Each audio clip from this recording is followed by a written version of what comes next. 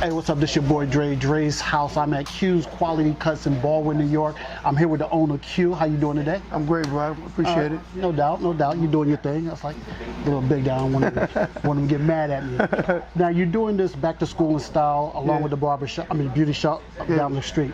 Tell me more about it. Me and Stephanie, we came together, and we were like, she told me she had an idea. And I thought it was amazing because, you know, that fits my character already. You know, anyone that knows me personally know I like to give back. You know, I love in community outreach. I love children and younger people because I feel like, especially with the barbershop atmosphere, you know, you can mold a lot of minds by teaching them. It's, you know, especially the ones that might not have the fatherly figure in the home. You know, I soaked up a lot of game myself, you know, being in the barbershop as a young guy. You know? Now, I heard a little story, you know, you may have thought I wasn't paying attention, but when I was setting up, how did you start being a barber? My mom used to cut my hair when I was little, and I couldn't stand it, bro. So she said to me one day, what do you want for your birthday? And I was like, you know what? Buy me a set of clippers. She bought me a set of clippers, and the rest is history. You know, I got my license at 18. I worked in a shop since I was 17, and I went on and worked in a few other shops. And I've always inspired, you know, outside of working in my original shop, I always said to myself, when I get my own shop, I want to make sure it's more of a family atmosphere and people can feel comfortable leaving their kids, and, you know, we can build together and we can help them out and teach them some development skills. Right, I definitely like that. Now, like, how long has the shop been here? Well, the shop initially has been here about 8 years. I've owned it for 5. Okay.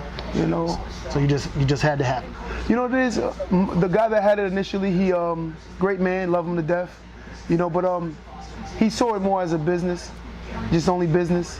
And I told him a barbershop is not just a business; it's a staple of your community.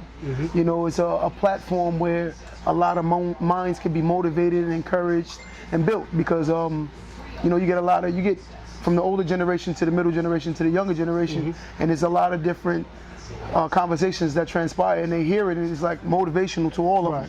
You know, so a young guy might hear something you might say, or I might say, and he's like, whoa, and then he go home and ask his mom about it, and it could develop him a little bit, you know, so I've always been intrigued by that. Exactly. Now, one thing that I always, he good. One thing that I always noticed, like what you said, I remember the movie Barbershop. Okay. And that's one thing they said that was so important. Was being a staple to the community. It's not just about haircuts. No. It's about growth. It's about a lot of other things to do and everything. So it's you know, something like that. It just seems like it's very important.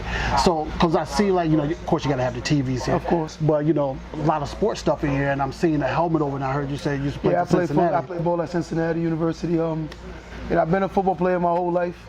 You know, so I use my testimony from my ups to my downs. You know, I've learned a lot, you know, throughout the duration of my life. You know, growing from the bottom and raising up in the ranks from doing my own thing. You know, I seen it from the bottom of the bottom to the top of the top. So, you know, legally and illegally. So it's like, you know, it showed me a lot. Gotta be honest with it. Legally and illegally. So I saw certain things in my time, so I give back to the community because, you know, I didn't grow up with my father, so I always realized that manly figures are very prominent, especially in a young man's life and their development, even a woman's. But, you know, being that we're a male barbershop, we do get our female clients, but I feel like the men need more, like you know, like mentors and guys that can communicate with, who comes from the same world they come from, whether it's years ago or not.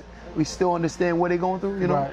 So how important is, you know, for the kids? Because I know, you know, you got all the sports stuff, so you got the kids already. But you have a game thing in the back too. Yeah, we got a video game from them playing here.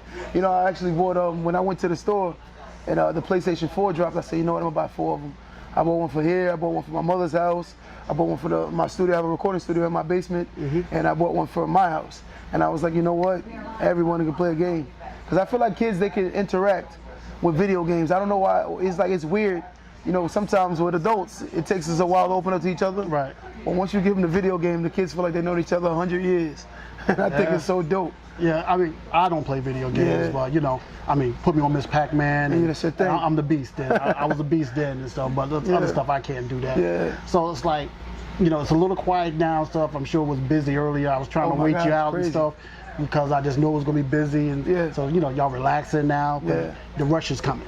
Yeah. You know the rush is coming. It's still like, It's still early. yeah, you still got 2 hours. Yeah. So what is the premise of everything, you know, that you can say for what you're trying to do today? What is the premise? I feel like a lot of parents, you know, you have a lot of single. We're in a very high, prominent time of single mothers, and with that being said, I feel like every little thing for them helps, you know, because it's not easy raising. Like my mother raised 6 by herself, and you know I had to be like a fatherly figure to my siblings young. Luckily, I was mature enough to take on the role. Right. You know, some older they don't want to take on the role. They're selfish. They don't care. But I feel like every little dollar for the single mothers and the parents that may not have it, even the 2-family homes, you know, they might not have the resources. So I think every little thing that you can give them is looked at as thank you. I appreciate it. You know. Okay, I like that. Now, if somebody wanted to, like, you know, book an appointment or come down, where can they find you at?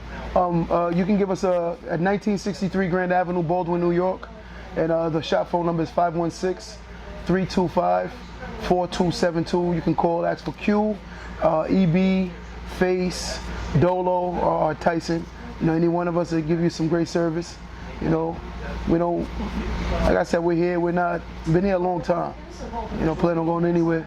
You know, all those names sound like they can cut hair. Everybody, bro. It definitely sound like they can cut hair. Everybody get busy with the Clippers. Okay, he said it. Y'all remember that. Yeah. He called it out. So y'all make sure y'all get down here. You check my man Q out. Tell him Dre sent you. You know this is going to be all over the place, so you know you're going to see this. So we'll see you on the next one. Appreciate it.